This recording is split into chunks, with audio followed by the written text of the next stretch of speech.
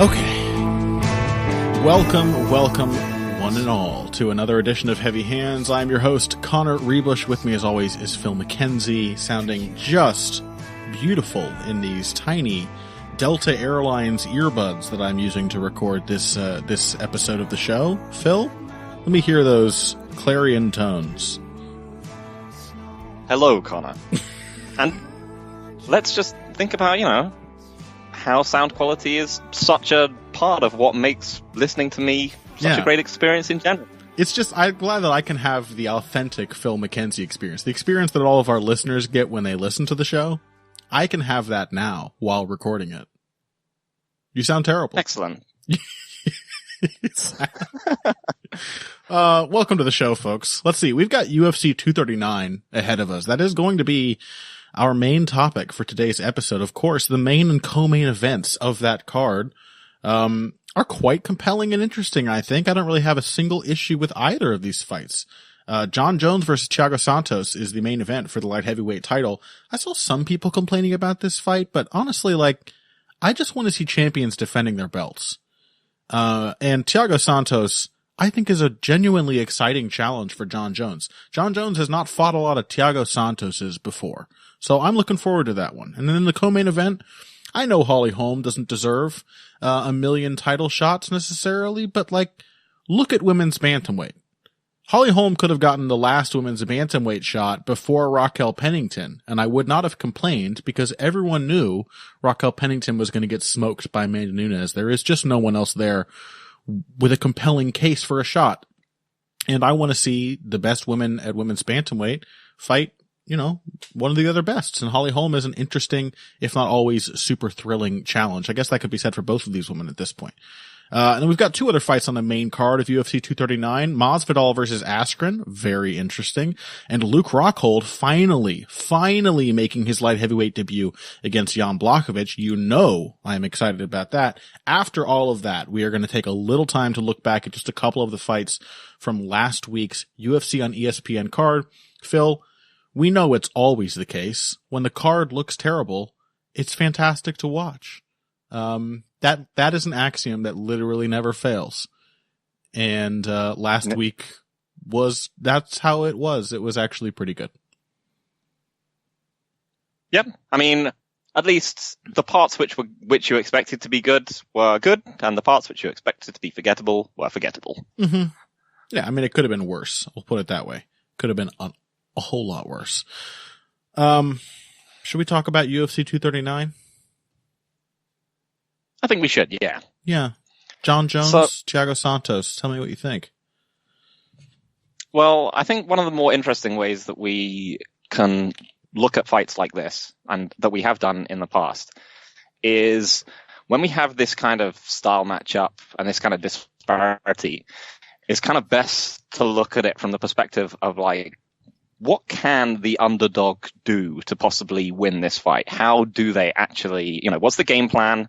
What's the approach? How can they actually come out on top? And sometimes, as in, Shevchenko we have come out with basically a blank, because we're just this just seems completely unwinnable from every perspective. Right.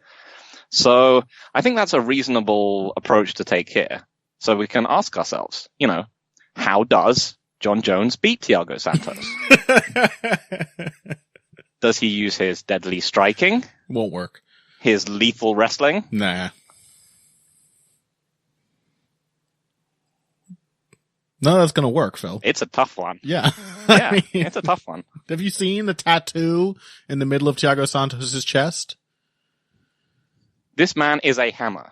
And when hammers meet bones, we know who comes out on top. Wow. You should write the promos. That was fantastic. I mean, to turn your bullshit analysis around into something that makes sense, something I thought you were walking us towards, Thiago Santos is, in fact, there are avenues for a guy like Thiago Santos, in my mind, to beat a guy like John Jones. This is not a Shevchenko. This is a fight where one man should be quite heavily favored, but it's not a Shevchenko. It's a legitimate defense of the title. And Thiago Santos is a fantastically dangerous fighter. So I don't know. I mean, are you pretty interested in this one as well? Yeah. Yeah, I think it's so. One thing I have said for a long time is that I don't really think John Jones's game fits together as well as it should. Mm-hmm. And I used to basically bracket him in together with Luke Rockhold here. But Luke Rockhold kind of got exposed and John Jones never really did, in part due to things like relative durability for the division and also relative skill levels of their two divisions. So the problem with John Jones is that he is someone who fights as though he is a very good striker. And he is merely a fine striker who happens to be fighting at light heavyweight. Yeah. His wrestling is not particularly, is something I would argue has actually deteriorated over the course of his time in the UFC from an offensive perspective. He has primarily used it as a sprawl and brawler with a few exceptions, as in, and this is relatively a relatively heartening thing from his perspective, as in against Alexander Gustafsson in his last fight. But he does not really have tremendous he is, if we consider his best skills to actually be clinch striking, wrestling, and the top position, he's not a great fighter for moving through phases to get to any of this. Each phase of his game, I mean, you could rank them in that maybe the top position is the best and the striking is the worst, but they're all, competent. The problem with Jones that you have pointed out is that they do not blend together as seamlessly as they should. That Jones's entire game is not really designed to lead him through those steps, which is what you might expect from a Jackson Wink fighter, at least philosophically, the kind of stuff that Greg Jackson talks about, would be a fighter who is always creating a bridge to the next phase. Whereas what you have always pointed out to me is that John Jones, what you get out of John Jones seems to be highly dependent on what his opponents try to do to him. That if you're going to see John Jones in the clinch, it's very rarely because he has pressured someone back into the fence with the aim of getting to that phase where he's very effective.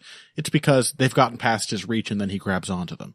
It's still an effective, stopgap in that sense, but it's Jones's, am I correct in saying that your critique is it's Jones's inability to actually force his opponents into the best areas of his game. That is a problem.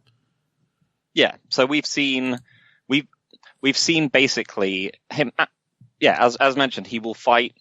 If you want to strike with him, you will be able to strike with him. If you want to close into the clinch, you have actually disadvantaged yourself because he is probably better than you there. Yeah. But the question has always remained what if you're just a functional kickboxer?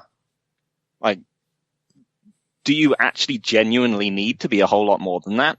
And in the case of Luke Rockhold, that was kind of proven to be the case, is that he was a tremendous, an absolute destroyer from top position and very dangerous in the clinch. But nothing about his game was built to get him in there. Mm-hmm. And basically, Jones has gotten into fights where people just want to have range kickboxing fights with him, and he's just beaten them because they're light heavyweights and they're not very good. I mean, the best striker he's fought is, I don't know, it's probably Machida, but Machida is chronically undersized and out and at a tremendous athletic disparity there. So there's a serious argument that John Jones has simply never fought a athletic striker who can do things like kick his lead leg, for example.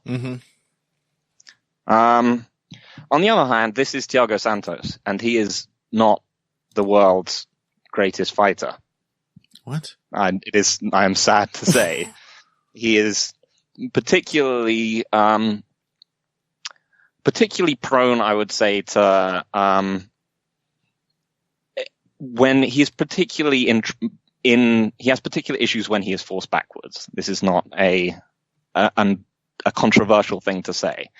He is not necessarily an undangerous there, but it's just the fact that he does two things as he's moving backwards. He will wing a left hook and he will wing a right hook.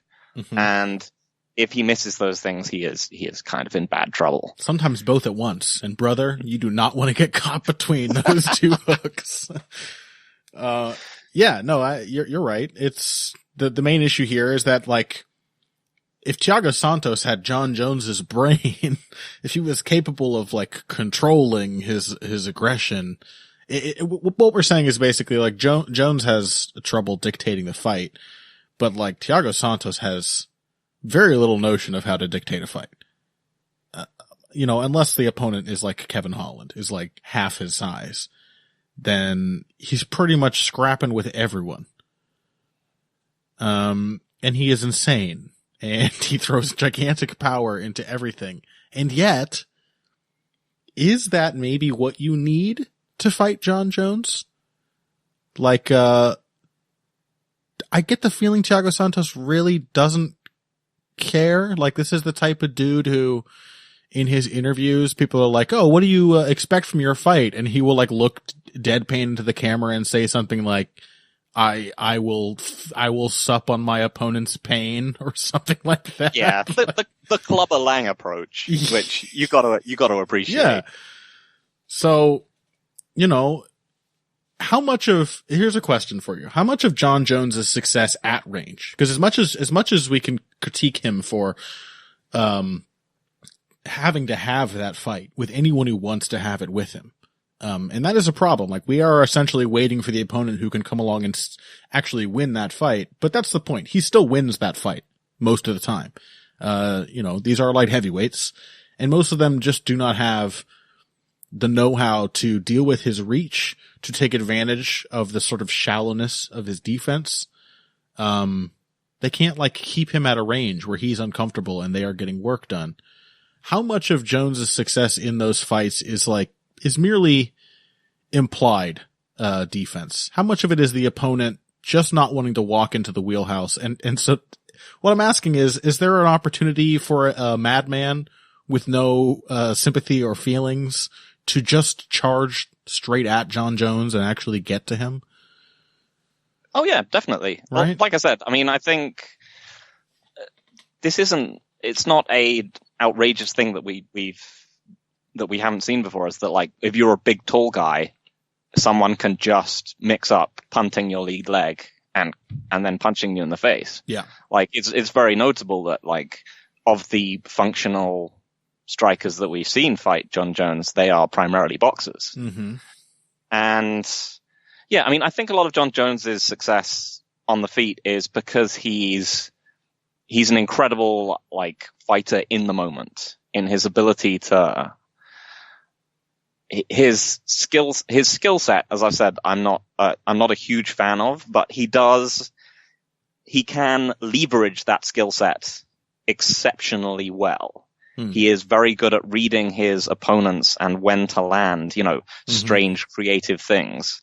And he tends to stay very switched on for an entire fight. Yeah, he's really poised, really focused, and he seems to have no trouble whatsoever. Just like, we talk about fighters running out of ideas. Jones is very comfortable cycling through his ideas in a way that makes sense. Like, he plays all of his, somewhat questionable tools and techniques off of each other easily for 25 minutes. Yes, and he is extremely confident in playing in using them. Yeah, he is not someone who will be who will not throw. A lot of people won't throw something because they're scared it isn't going to work. John Jones is never scared that his techniques are not going to work. But then again, as said, on the other hand, that does sort of imply that, like, a lot of his stuff is quite risky, and that someone could just clatter him for it. Like, oblique kicks as a replacement for a defensive jab might be kind of risky. Yeah. Like, I don't know. And Jones has definitely gotten better as a striker. He's made a lot of ground since he first started in MMA, no doubt. And even in these recent fights, like, you talked about the wrestling coming back against Gustafsson, but his boxing looked the best it's ever looked as well. His footwork was better than it ever has been. His jab was a much greater presence than it has been in most of his previous fights. And his defense looked better as well. He was moving his head. But Jones is still very clearly a fighter who's, like, relatively early in the development of that skill set. You know, like it really has a lot to do with the division he's in. That, for example, when an opponent throws, like in the second fight with Daniel Cormier throws a throwaway jab and John Jones moves his head to get away from it. That's cool. He didn't do a lot of very good head movement earlier on in his career. But then the right hand is coming after it, and Jones doesn't have another move. He still has not developed as a striker to the point where he can, you know what I mean? His defense does not work the way his kicking game works. Does not work the way his offense works. It doesn't string together seamlessly. It's not natural yet. So yeah, like the openings are absolutely there. You mentioned the kicking game of Thiago Santos. I mean, I think that's pretty obvious. Santos probably has more ability to contend at Jones's range than most, if not all, other opponents that Jones has fought. There is some bit of size parity. He's, I think, 2 inches shorter than Jones. These measurements are always wonky. We'll see what it actually looks like when they stand across from each other. And his arms are considerably shorter, but Santos is not like, he's not a boxer. He is an insanely powerful kicker. And those are really his primary pot-shotting weapons from range. He gets away with that because he's so quick, that he can just lead with kicks and mix up the targets. He can basically do what Jones does, but much more powerfully. So I think he's going to be really competitive in that range. And I don't know, like, how does Jones deal with that? Is it just a matter of jabbing Thiago Santos in the face and knocking him out? Because that might do it. Yeah, I mean, the thing is that Jones has a significant chance. There are two general areas that Jones has shown incredible durability and endurance. Yeah. And Santos has shown 2 separate areas in which he absolutely implodes. First, if you can force his back to the fence, because he will just start panicking and swinging. And secondly, if you can get him on the floor, in which case he will start just trying to burst to his feet and will run himself into various forms of fight-ending offense. So, I mean, the main thing is that Jones, he just doesn't have switch-off areas in the same way. He doesn't have places where you can put him that we've seen where he's just done. He just detonates in the same way. Maybe it's like that if Jones is on his back, but yeah, might be. Probably not.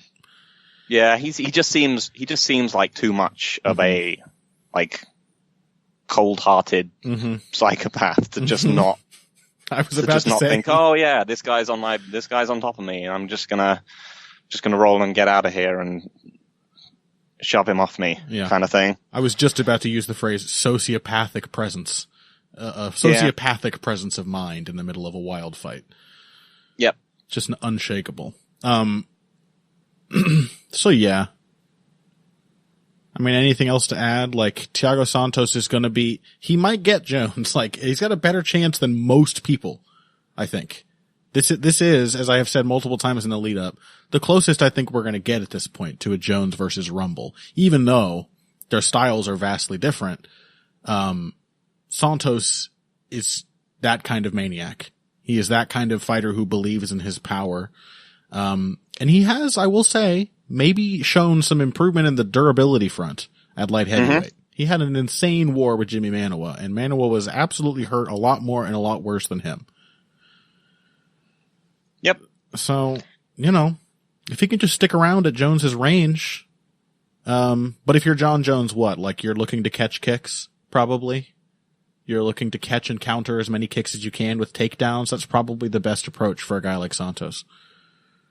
Yeah, I mean, I think for John Jones, it's got to be about forcing Santos backwards. I don't think he can afford to have I don't think it's wise for him to have a range kickboxing match with Thiago Santos. Yeah, and I think you're right. He should be looking at the David Branch fight, because David Branch is not much of a pressure fighter, but he understood what he had to do in that fight, and he did it. Still, you know, I'm still going to pick Thiago Santos. Like, what? He's mopped up on too many like decent range kickboxers for me to pick Jones over him. He's beaten Jack Hermansson. He's beaten Anthony Smith. He's beaten Jan Blachowicz. And he's mopped them all. You can't just be like, oh, I'm going to poke at this guy from long distance with my long range kickboxing tools. He's just fucked people who have done that up. I'm picking Thiago Santos. Are you really picking him? Yes. Earnestly. I mean, I totally see the reasoning. I do think it's that kind of fight. But the thing is you're going to have to knock Jones the fuck out. Because even if you hurt him, now you're wrestling with him. You know what I mean?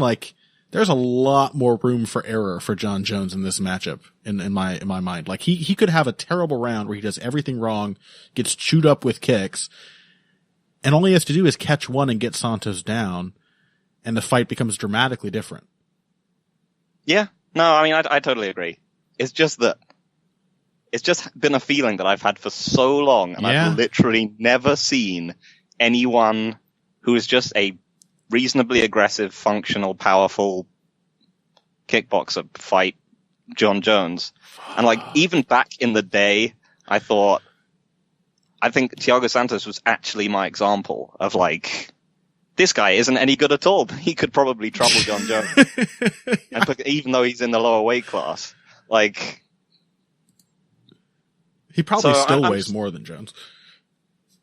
He might actually, yeah. And, I kind of don't really trust where Jones is. He's pretty much now the only person apart from Holly Holm who seems to be left at Jackson Wink. Mm-hmm. He's very much I think he's sort of settled into the idea that he can just sit at light heavyweight and just mop up on people. Yeah. That he might not actually really have his eye on the ball all that much. And much as I was actually genuinely impressed by that Gustafsson fight, Gustafsson also looked like absolute dog shit. I was just going to say the same thing. The last, I mean, we have the second fight with Daniel Cormier not that long ago. And that was a performance where Jones looked really good. Against a very capable opponent who was also having a great performance. Yeah, that's very true. I mean, that fight is legitimately awesome. Yeah. But then the Gustafsson and Smith ones, I was thinking that his last two, we're not talking about the greatest opposition. We're not talking about someone who can really, and none of these guys can really mirror what Thiago Santos does. I totally see your case, but I don't think I'm brave enough to follow you across this bridge, Phil. I just don't think I have the guts for it. I'm going to pick John Jones, because I do not trust Thiago Santos to turn all of those obvious advantages into a fight-winning strategy. Not that he necessarily has to, but I just think it's too much of a long shot to think that he's going to wipe Jones out with some kind of offense. I think it's much more likely that he hurts Jones or makes him uncomfortable, and that causes Jones to turn it on and tear him apart. So I'm going to stick with John Jones. But I admire you. All right. No, I don't admire your balls anymore right now. If you had just held that insult back a little longer, I would have praised you for your courageous pick. But, all the Heavy Hands listeners, please find Phil on Twitter at Evil Greg Jackson and mock him when John Jones beats Thiago Santos. Let's take a break, Phil. When we come back, Amanda Nunes versus Holly Holm. I expect Phil will, I don't know, be picking Raquel Pennington or something. And she was robbed. And after that, Jorge Masvidal versus Ben Askren, Luke Rockhold versus Jan Blachowicz, and last week's Francis Ngannou versus Junior Dos Santos. All of that after this. Hey everybody, thanks for listening to this week's Heavy Hands. If you like what you hear, please consider pledging to support the podcast on Patreon. Patreon is basically continuous crowdfunding. You sign up to contribute a certain amount per month to help us with production costs and the like, and in return you get rewards ranging from a mention on the Heavy Hands website to a question or topic of your choice being discussed on the show. We have a lot more in the works to reward you for your help, and we appreciate every contribution. No amount is too small. Just head over to patreon.com and find how you can help out, the only show dedicated to the finer points of face punching. Now let's get back to it. All right, friends, family, loved ones, welcome back to Heavy Hands. We are moving on to the co-main event of UFC 239. Amanda Nunes defends the women's bantamweight title against Holly Holm, whose record in her last 7 fights is 2-4, having beaten only Bethe Correia and Megan Anderson, although let's be real, she also lost to Miesha Tate, Valentina Shevchenko, Jermaine Durandamy, that's not a great loss, and Chris Cyborg. So she's, Holly Holm's one of these fighters who she just is not allowed to take a step back in competition. When one of the, unathletic fighters in the now 2 divisions she has occupied recently is lucky enough to make it up to contention, then Holly Holm gets to smush them, those being the Correias of the world. But otherwise, she is just having, pretty competitive close fights with the best fighters in these divisions. And, that's Amanda Nunes right now. She is undeniably the best bantamweight in the world. Does she still technically hold the featherweight belt, or has she relinquished that already? Yeah, I think she's still got it. And I mean, unless something happens, there's no real reason for her to drop it, unless they had to book another fight there or no. So I think she's still got both the belts. Yeah. So she's technically is she the best women's featherweight? Probably. Just like how, Robert Whittaker is the best light heavyweight. So it's kind of interesting. I don't know. Amanda Nunes has recently sort of drifted into a much more cautious style. That is not something we should be surprised by, knowing, how championship defenses work. And around the time that Nunes, transitioned to actually being a full-time MMA fighter, which was, I think around the time of her first fight with Valentina Shevchenko, I think her style started to make this shift, but now having won the belt, it's either she smushes you in the first minute, or she hits you with a boatload of inside leg kicks and jabs. And actually, she doesn't hit you with a boatload of them. She throws a lot of them, and some of them land. And Holly Holm does only that. So, what do we expect this fight to look like? Because I am very interested by it, but I don't know if it's going to be very good to watch. Yeah, it might be pretty bad. Mm-hmm. So, one of the main weapons that Holm should have is the ability to keep a consistent pace. But the problem that she has is that she doesn't really put this pace on people. Mm-hmm. She puts her pace around them. As good way into the air. Yeah, into the air around them. Your famed leaf blower kickboxing. Yeah, so she'll just throw a ton of stuff until you're just bored, I guess. is her general approach of being loud and endlessly moving and kicking at the air until people are upset enough to run into something. Mm-hmm. She is big and powerful. And she does actually have a reasonably accurate left hand. Uh-huh. And it's actually surprisingly hard when it lands clean. She has been hurting people with that shot. It's just you kind of have to run into it because Holm's major problem is mechanically incapable of closing the distance with her shots. Yeah, it's a strange thing when you look at Holm because in many ways she is such a large, physically powerful fighter mm-hmm. that you kind of find yourself wondering why she was so trained to fight against type as a sort of slightly noodly armed range kickboxer. But that just seems to be kind of how Jackson Wink do. Yeah. I think so. What we've seen is that she can throw a lot, but I don't think she actually puts enough out there to tire Nunes out, which seems like her main avenue to victory, mm-hmm. at least in the kickboxing phase. I think the one thing that she showed in that Cyborg fight, which is both something which I'm kind of dreading, but which is actually going to work against Nunes, I suspect, a lot more than it did against Cyborg, is that she's gotten good at clinching people and holding them up against the fence. Mm-hmm.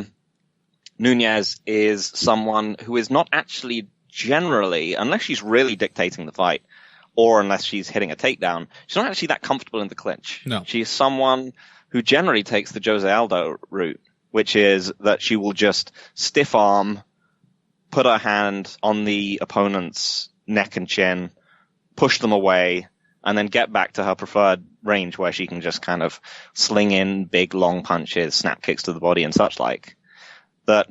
And you can see this happening in like her earlier fights where she would, I think I remember that it was Dan Tom at MMA Junkie who I think pointed this out, is that you could see her, her ability to kind of stiff arm would deteriorate as the fight went on, as she got more tired, and she would just end up getting stuck in the clinch against people like Francis Ngannou and so on, because she would just be trying to, and she wouldn't throw offense back. She would just keep trying to get out again and again, and her ability to get out would be deteriorated as she got tired. Mm-hmm. So it does seem like a reasonable approach for Holm is to just like throw leaf blower volume and then rush Nunes into the clinch and hold her up against the cage, much as she did against Cyborg, and then hopefully tire Holm out to the point where she can start kicking her in the body, which is really Holm's other actual major offensive weapon, is that she's obviously, if you can get her to just stand there statically without doing anything, she's also a pretty dangerous kicker. She has a very nice left body kick, and obviously a very nice left head kick. Mm-hmm. And if you just stand there, she's going to mix that up with the left straight. So that seems like a reasonable path to victory for her. On the other hand, though, Nunes has been increasingly difficult to tire out. Nunes has a colossal advantage in terms of wrestling and top game, should she be able to get it working. And I honestly think Nunes might just be a better striker at this point. Yeah. I mean, the thing is choosing that moment to close the distance, and clinch. Cool. The reward there is pretty slim, in that, Holly Holm has yet to demonstrate an ability to take down anyone who knows how to actually wrestle. Like, as in better than Megan Anderson can wrestle, from those positions. And even against Cyborg, she was just burning the clock. Like maybe there's a better chance of that in and of itself tiring Nunes out, but Holm is strong and she's big. That might be something. But it seems like a pretty small reward when you consider that, Nunes is not a bad counterpuncher. And, Holly Holm is an absolute dream for a counterpuncher. We remember her fight with Valentina Shevchenko, but there is, I don't know how recently I've explained this, but there is a mechanical issue with the way that Holly Holm fights. You know what I mean? It's not just that her physicality is at odds with her style. Of course we've seen like big broad fighters who like to be rangy, long range, kickboxers before.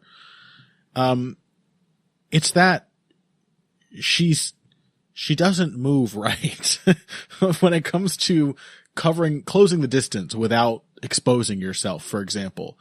Best practice is to, move the hand before anything else moves. You don't want to telegraph. You don't want to bunch up first, right? You want to move the hand first so you can start covering that distance right away. Then the body drives the shot through. While you're doing this, your hand and your foot are both well ahead, both well in front of your face, which should not be leading your attack into range. That's a basic practice for closing the distance with a long attack.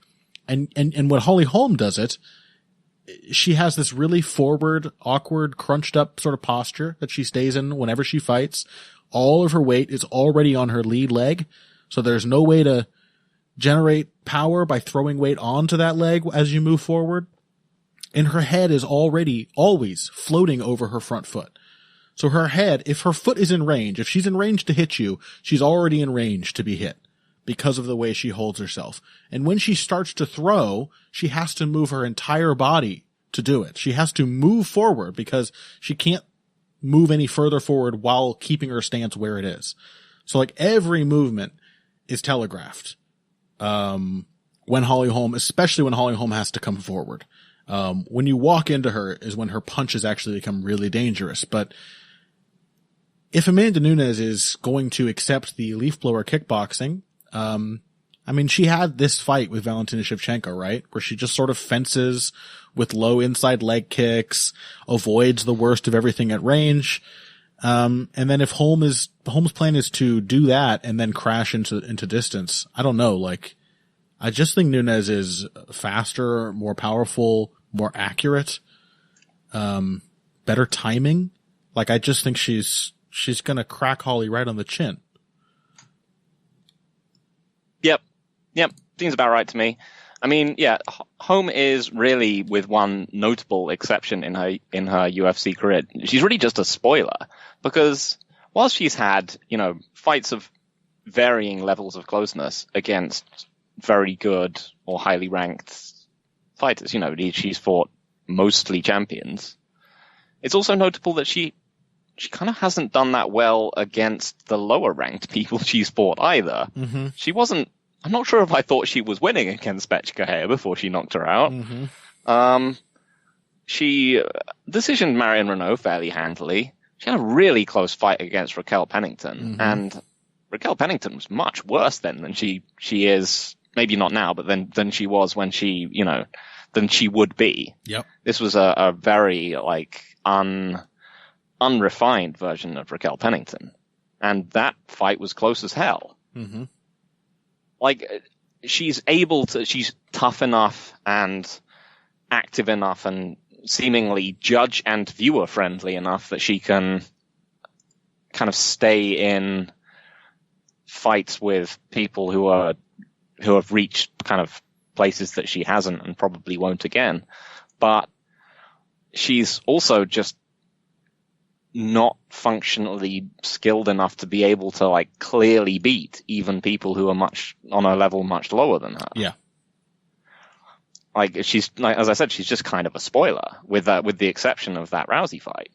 I mean, her other two clear wins are Marion Renault and Megan Anderson. Ones where she had almost no problems. The only opponent just confident enough to, well, I don't know if you would describe what Ronda Rousey has as confidence, but the only fighter feeling themselves enough to just run after Holly Holm.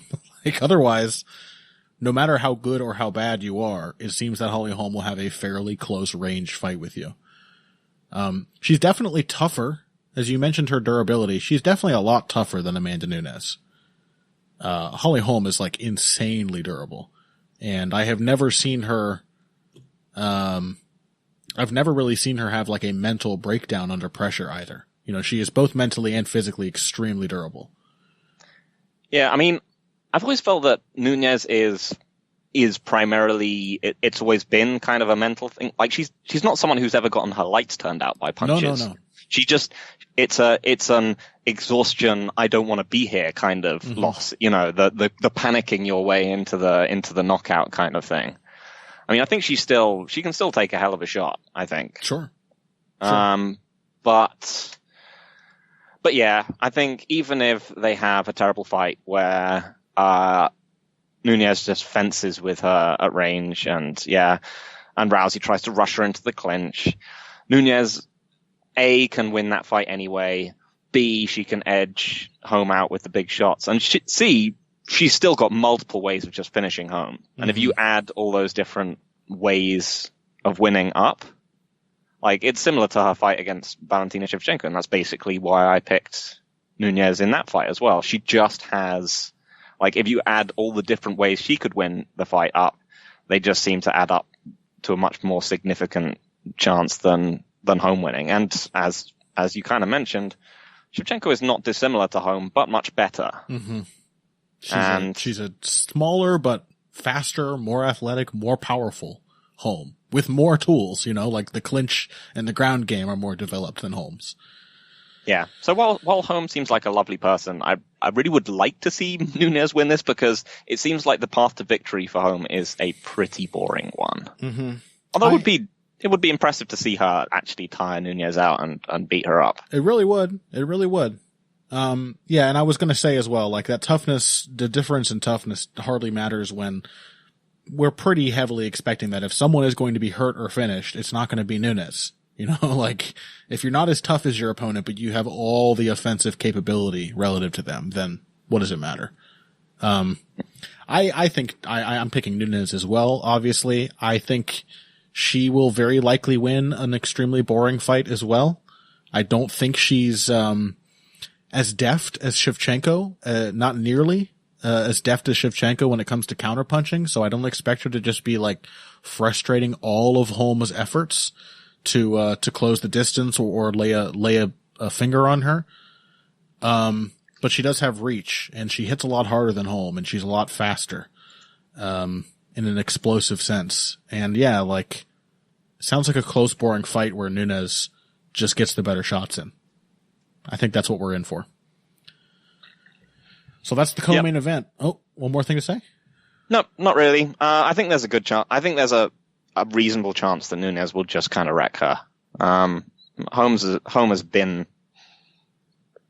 been doing this for a while, and I can't see her continuing to just be the Duracell bunny for too much longer. Sure. At some point, she will join her predecessor in getting blonde title shots, Uriah Faber, and she will just kind of fall off a cliff. Yeah, undoubtedly. She's 37 years old.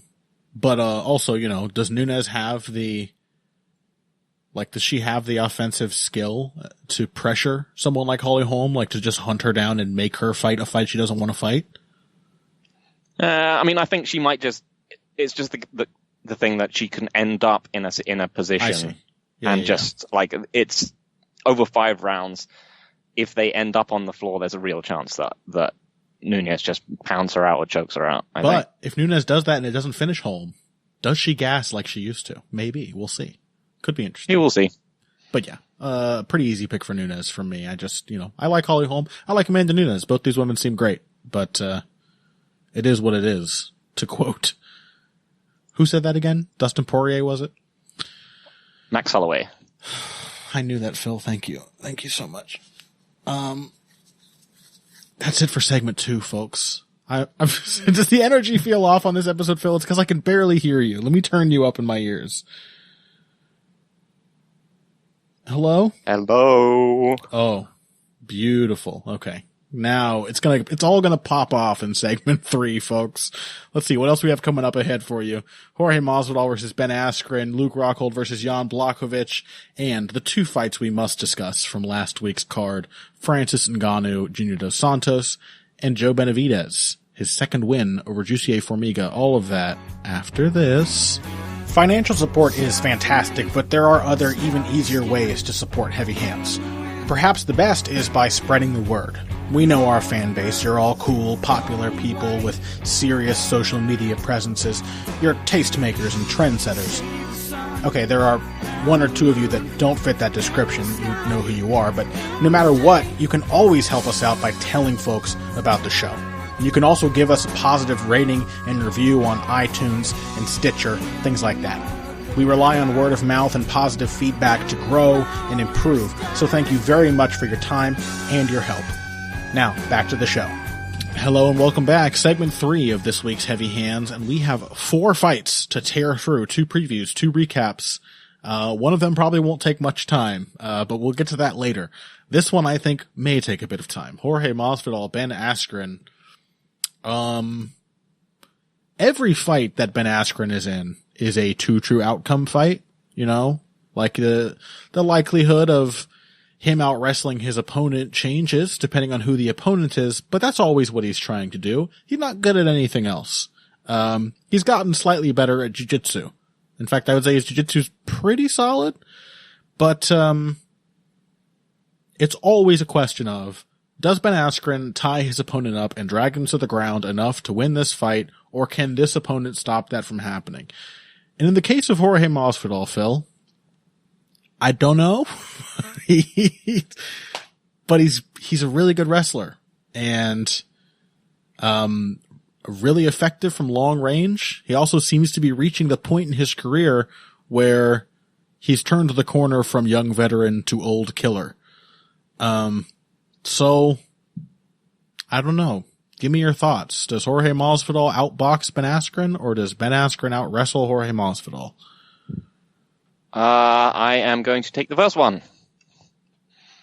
All right, moving on to... Oh, you had more. Yeah, there we go. Oh, okay. So I think one of the key factors about the Robbie Lawler bout with Ben Askren that led me to pick it. And I think Askren has actually referenced this, is that Robbie Lawler doesn't typically like a very, very consistent pace, and you can just kind of keep on him and things will work out for you. But, and that's been sort of consistent throughout him fighting guys like Mayhem Miller and Jake Shields and such like. This is sort of true of Jorge Masvidal, but I'm not sure that it is true to the same extent. Jorge Masvidal is not like Robbie Lawler in that he gets upset by fighting in a single phase in the same way that Robbie Lawler does, nor do I feel like he's, as you mentioned, on the tail end of his career like I think Robbie Lawler is. Damian Maia said of Jorge Masvidal, that guy is the best jiu-jitsu player I have ever fought in the UFC. Quite a compliment. Yeah. And so the question is, can Askren broadly replicate what Maia did to Masvidal? And ideally, he needs to do it a lot better than what Maia did to Masvidal, because that fight was close as shit. I think it was pretty even. Still, to this, yeah.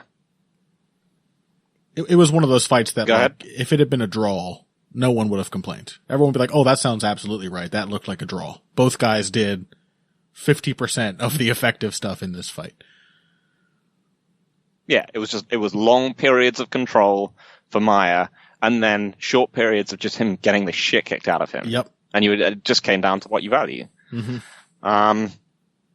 So the question is, can he do what Maia did? And I don't think he can, because I don't trust his pressure footwork enough.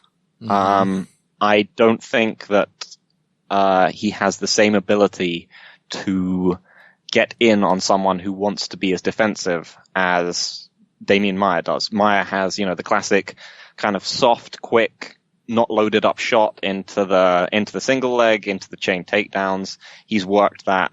And as we kind of alluded to with respect to him versus Anthony Rocco Martin, it's very, very hard for you to fight against that approach just with movement.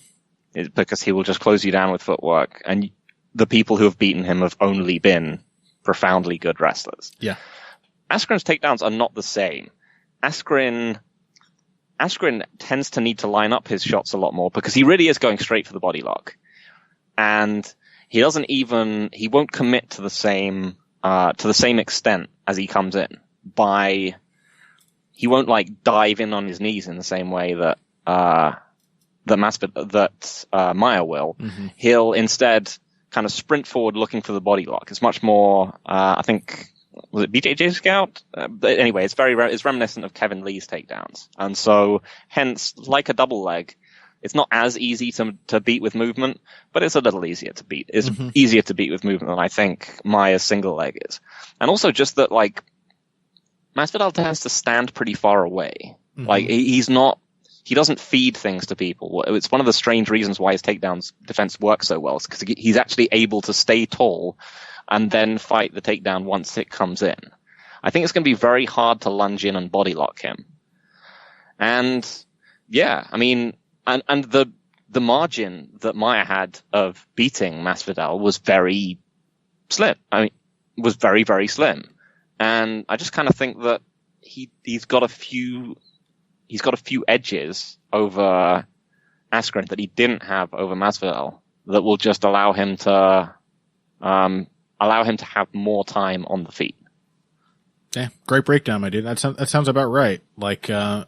I really appreciate you pointing out the key difference between not just how much control did Damian Maia enjoy when he brought a similar style to Jorge Masvidal, but how did he set himself up for those positions of control? As you said, we talked about that with Rocco Martin. It's a huge aspect of Damian Maia's continued success. And it is something that Damian Maia has had to learn. Because Damian Maia, as you may have seen in the graphic, last weekend, now has, I think, the second most wins of anyone in UFC history. I think he's 2 behind Donald Cerrone with 21, if I recall correctly. he's fought a lot of dudes who don't want to get out grappled by him. And some of them have knocked him out. And they're all extremely good. Damian Maia has been in the UFC for some time now.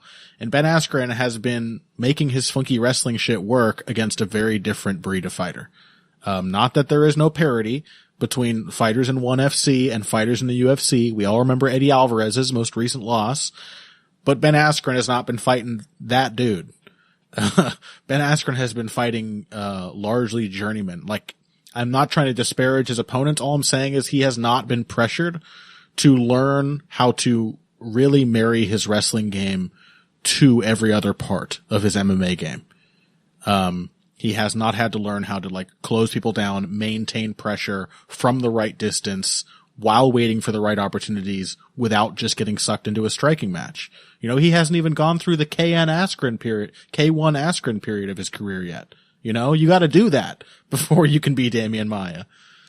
So yeah, like if you can't match Jorge Masvidal's excellent footwork with equally excellent pressure footwork, then it's a lot more likely you end up in the position that, like Al Iaquinta was in against Jorge Masvidal. And while in that fight we did see Masvidal sort of, slowing down, his output and letting the fight slip away from him, again, as you pointed out, Phil, it does not happen the same way it happened for Robbie Lawler against Ben Askren. You know, Masvidal became like too focused on defending everything Iaquinta was trying to do to him. As Iaquinta got to a point where he was like, I just have to go forward and work really hard and try everything to win this fight, Masvidal became too focused on neutralizing all of that. But he did not get bored of the fight he was having. By the looks of it, he could have continued to have that fight for another 5 rounds and been perfectly happy. He didn't get frustrated by his aggressive pressuring opponent.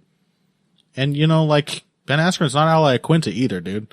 If he's caught at a range he doesn't like with, a really technically savvy, quick, and, as we've seen recently, we've recently been reminded of very powerful when he wants to be boxer, then like, I don't know. I also do not see Ben Askren consistently being able to put Masvidal in a position where he can get his funky wrestling going. And if he can't do that. There are.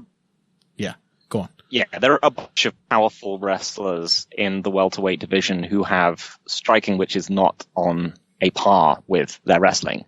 But Askren is by far the worst striker of all of them.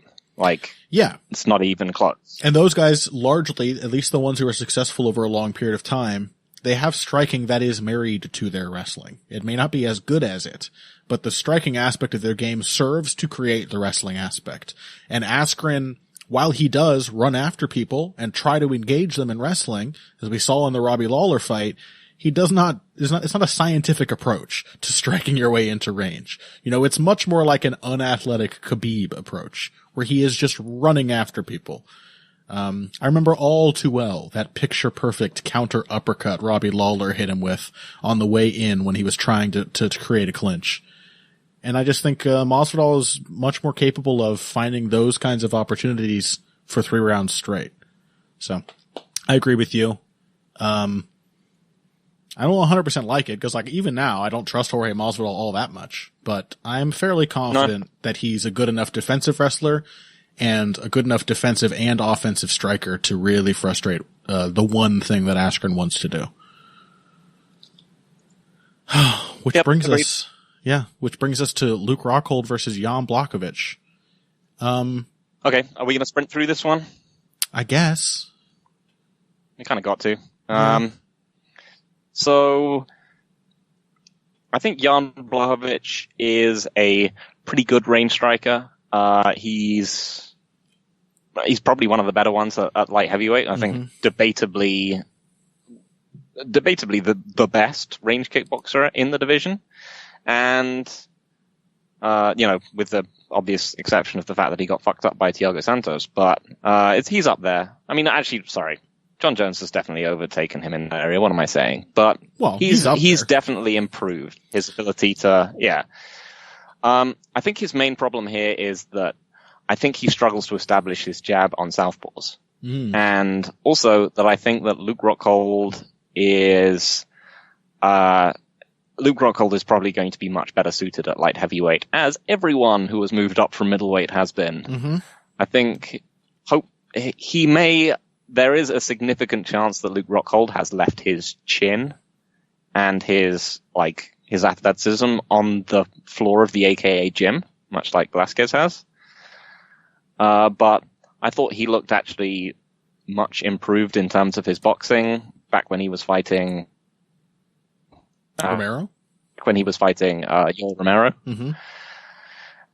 And yeah, I just think that like Blachowicz cannot really close distance effectively, which is going to leave him stuck in one of those matches where he's actually, if he can't establish his jab, he's going to have to run in, and he can easily get, as we saw against Thiago Santos, once he's actually on the offense, he's not difficult to counter. Yeah. And if he's just going to have a sniping matchup with Rockhold is still an insanely powerful kicker. Mm-hmm. And given the fact that also Blachowicz has noted and probably continuing issues on the ground in case it goes there, I don't see why it would, but it might. Rockhold will just kind of obliterate him there. Blachowicz will probably try to take Rockhold down. That's probably how it will go there. Yeah. Yeah, I mean, I agree with all that. Blachowicz is a fighter who's like, everything rests on fundamental skills, like the most basic fundamental skills and timing, like experience, the sort of feel that you get from having done this for a long time. So he's got a great jab and he's got good footwork, but like, even when he's counterpunching, the technical form on his counterpunches is bad. Like he drops his hands and throws huge looping uppercuts. Like I loved watching him counter Jimmy Manuwa to pieces, but not one of those counters was particularly pretty. They didn't look the way they were supposed to look if like a really good boxer was throwing them. And I think that's probably just because I don't know if Blachowicz is a very good athlete. I don't think the feel to do things quickly on the fly under duress really comes to him. So, on the one hand, this is like still an interesting fight because Luke Rockhold, his boxing's gotten better, but he's still very porous defensively. And whether this is baked in or something that he's just learned from his experiences getting outstruck by people, he reacts so badly to having his defense tested. Like he does all the wrong things when you do manage to get to his defense. And I think Blachowicz is going to have the opportunity to do that early and often. Your point about him having difficulty establishing the jab against southpaws, that could be a problem, a serious problem. But even so, I think Rockhold is just there to be hit by anyone who wants to pressure and hit him. He has that Jones problem, as you said before, where Blachowicz may be stuck at Rockhold's range, but, same for Rockhold. He's not really at his best kicking range with someone like Jan Blachowicz. But, Luke Rockhold's like a really good athlete. I am anticipating, hopefully, some chin improvements, moving up in weight, quite possibly, better energy level as well, since he is really one of those huge weight cutters. And I just don't see Blachowicz having I don't see how unless he knocks him out, I don't see how he beats Luke Rockhold over 3 rounds. Like, Blachowicz also gets tired when he has to fight at pace. He's gonna get absolutely tied in a knot if he follows Rockhold to the ground, whether he's on top or on the bottom, I think. And I don't know, can you beat Luke Rockhold with just a jab? Like, he might have some of the success that Dave Branch had, but that ended at a certain point. Dave Branch is just not a subtle, and varied enough fighter to turn that into a win. So I think Blachowicz will have a similar kind of fight with Rockhold. I think he might have some success. He might get to pressure. He'll probably get that jab and that right hand in early. But at some point he's going to collide with Luke Rockhold, and it is going to suddenly, everything is going to reverse, and it's not going to be going well for him. Okay. Yep. Last week's card. We'll burn through these. This next one shouldn't be a challenge on that front. Francis Ngannou and Junior Dos Santos fought for just over a minute. Now, the only question for me here is it last week we were like, well, Junior Dos Santos is probably going to do something colossally stupid like he did against Derek Lewis, and that's much riskier against someone like Ngannou.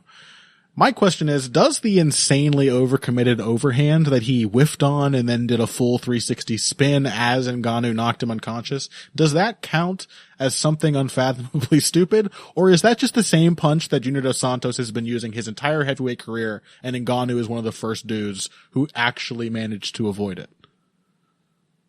Didn't he throw it more than once? I mean, he always does. Also, that's what I'm saying. Yeah, I mean, he's always had that big overhand, but like we were discussing before we started recording, he's generally set it up a bit. He hasn't just been. I mean, this Lewis. Maybe I'm romanticizing the incredible technical depths of JDS's previous career, but like he always set it up a bit, didn't he? Like I Not remember, always. it's the same punch he knocked out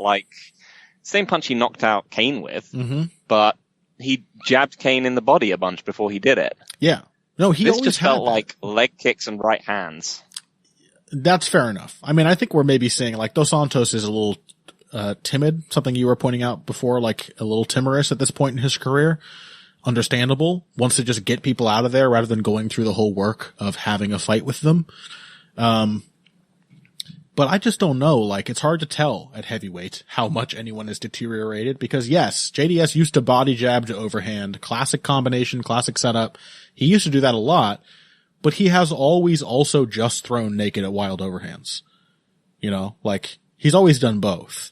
So it remains to be seen if he has, I mean, maybe that Derek Lewis fight is a bad sign that the other parts of his game really have atrophied, but that just insane overhand was, all I'm saying is that was not a skill or a type of attack that JDS was averse to using throughout any other point of his career. He's always wanted to go in there and win big wild overhands at people. It was perhaps the biggest, dumbest one he's ever thrown. Like, this one does belong in the pantheon of shitty-ass heavyweight punches. I think it was D. Marty on Twitter who dubbed it the rainbow overhand. And it goes up into the halls of legend together with Todd Duffy's Sharkeisha hook and Cain Velasquez's breaching whale hook. Oh yes, I forgot about the breaching whale. Yeah, it was bad. If it was the rainbow overhand, then does that make Ngannou's right hand a pot of gold? Because Dos Santos fucking stuffed his face with that shit when he got to the end of it.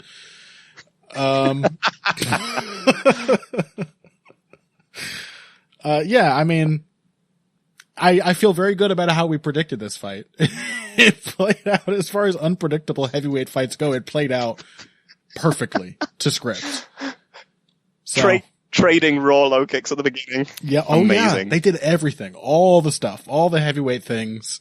It's just that when you have heavyweights who are athletic, one of them gets knocked out quickly. That's basically the only difference between this and any other heavyweight fight.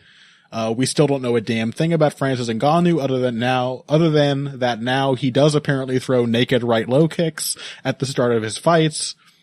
Otherwise, nope, JDS just walked into another Ngannou exchange. Exact same type of counter he's been landing on everyone. Nothing different. A few final words, cause there's nothing more to say about that. But Joe Benavidez, Phil, our boy, the fucking GOAT, the second GOAT at flyweight and one of the best, if not, in my opinion, the best to never win a UFC or WEC or Strikeforce title. Benavidez has taken a step back since his first fight with Jussier Formiga, which I think was back in 2013. That's going off my memory. He has, slid a little bit. That fight, I remember, like, there's a strong contrast. The first fight with Formiga, it was a lot of feints. It was a lot of really intelligent looking pressure. That was right in the midst of the Dwayne Ludwig era. So that was maybe the best striking version of Joe Benavidez. But this is much more what we saw here, typical Benavidez work. It's just like big, crude hooks, lots of just surging attacks, getting hit and just hitting back, almost as Zane Simon often says, using his opponent's offense against him as a cue to counter. Like Benavidez gets hit, he just starts throwing. And Jussier Formiga has only gotten better since that first fight in 2013. His counterpunching looked really on point here. You know, his footwork, his defense was pretty tight for most of this fight. And he even set up like a nice reactive takedown and went for his famed teleporting back take. And all of that being said, Joe Benavidez, it just took him a couple extra minutes to do what he did to Formiga last time. And it was even more violent this time because it lasted longer after the initial shot that hurt Formiga. But like Benavidez is so good. He's so goddamn good. Yeah. I mean, I felt I was really happy to see like Benavidez still doing his thing. I felt really bad for Formiga. Of course. Well. Like this was such a fight between two guys who are incredibly underappreciated. Yeah. And I think debatably no one is more underappreciated than Jussier Formiga, with the possible exception of Rafael Assunção. I think Assunção is more appreciated than Formiga, to be honest. And I say that as the biggest Assunção stan on the planet. Yep. I mean, and he fought such a great fight. Like he'd figured out, you know, tag Benavidez on his entries. You know, Benavidez, he's a great, diverse blitz striker, but he's not a defensively sound one. No. And these days, all of those bursts come with like a big planted heavy step before he lunges in. Like he telegraphs that shit. Yeah, you could see him. He started to actually, you know, feint the entry and then mix up the timing a bit more later on. But he's always been good at that. He's always been good at adding pieces onto his blitz. Very, very Condit-esque in that way. And that he was able to start, you know, putting things like ending it with kicks and throwing body punches in there. Like, so that scramble was amazing. The near back take, that was so good. Yeah.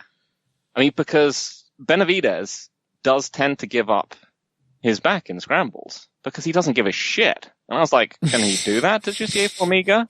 And it turned out, yes. Yes, he can. Yeah.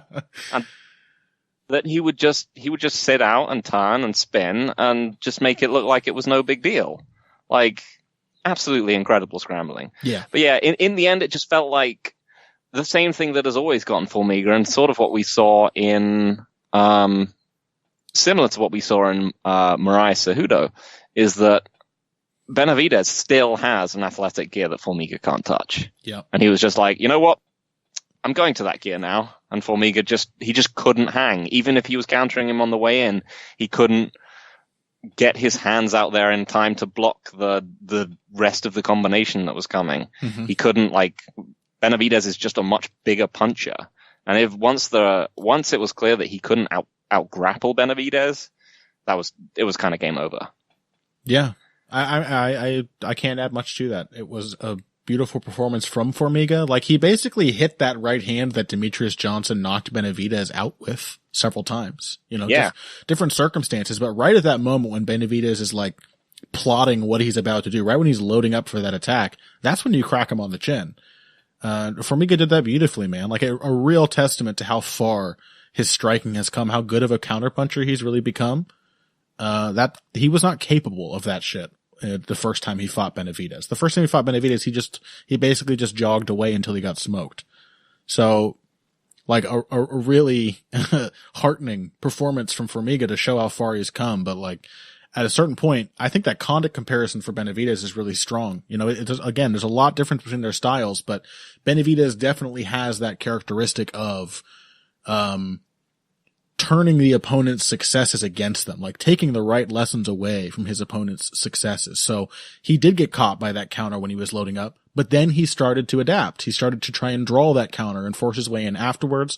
And likewise, even if he's going to eat a shot going into the exchange, what happens after he eats that shot is still up in the air. Formiga was prepared very well for the first layer of a Joe Benavidez attack, and he interrupted it several times with really good shots. But when it comes to actually fighting in an exchange with Joe Benavidez, it just doesn't, there's not many people that works out well for, you know, even Henry Cejudo did not clearly win a bunch of exchanges against Joe Benavidez. So you may hear my cat yowling in the background. I think that's a signal that it's time to end the show, but a really good fight, Benavidez Formiga. Really, really good. And I want to say one more thing, from this last week's card, but on the prelims, Ricardo Ramos versus Journey Newson, also a very good fight. I really enjoyed that one, and I would encourage you to watch it. Any other hidden favorites from this card, Phil?